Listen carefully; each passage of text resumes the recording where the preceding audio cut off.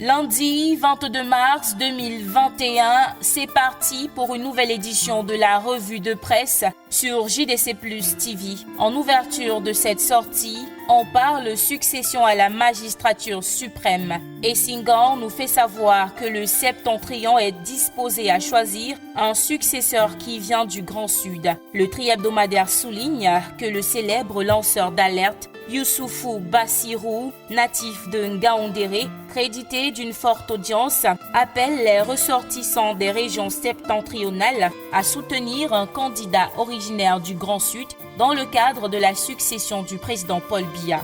Du côté de la Voix du Centre, on nous présente plutôt un ressortissant du Grand Nord, Mohamedou Badjika Aïdjo, fils du défunt président de la République et président du mouvement des Badjikaïstes pour le redressement du Cameroun MBRC, qui envisage de succéder au président Paul Biya à l'échéance 2035. Nous parlons toujours succession à la magistrature suprême. L'avenir nous apprend qu'une nouvelle coalition de rebelles dans le Grand Nord veut renverser le président Paul Biya. Le journal écrit que dans une vidéo devenue virale, un groupe d'individus baptisé le Mouvement pour la libération du Cameroun, arborant des treillis et des armes de guerre, s'adresse aux dirigeants du pays. Ils disent mener une révolution rude visant à faire tomber le renouveau. Entre autres points forts de cette actualité relayée par l'Avenir, le quotidien propose des pistes de solutions pour neutraliser ce groupe de rebelles. Tous ces éléments sont à lire en page 6. On poursuit cette revue de presse avec un sujet apolitique relayé par le quotidien Le Jour, les raisons pour lesquelles l'évêque diocésain de Bafoussam, Monseigneur Dieudonné Watio, a démissionné de ses fonctions après 26 ans d'épiscopat.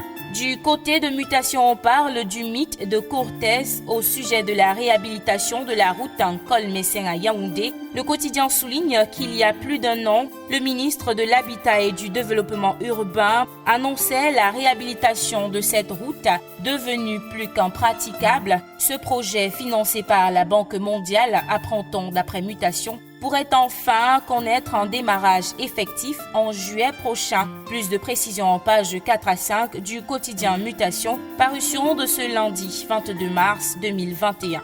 UCAC, Nathalie Koa, irrecevable, c'est le grand titre en une du journal L'Étudiant qui informe ses lecteurs dans son édition de ce lundi que l'invitation de l'influenceuse web au dîner commerce distribution organisé dans cette école a provoqué l'annulation de l'événement vendredi dernier. Selon la rédaction du journal, son passé et ses compétences sont remis en cause par les anciens étudiants et les responsables de l'UCAC.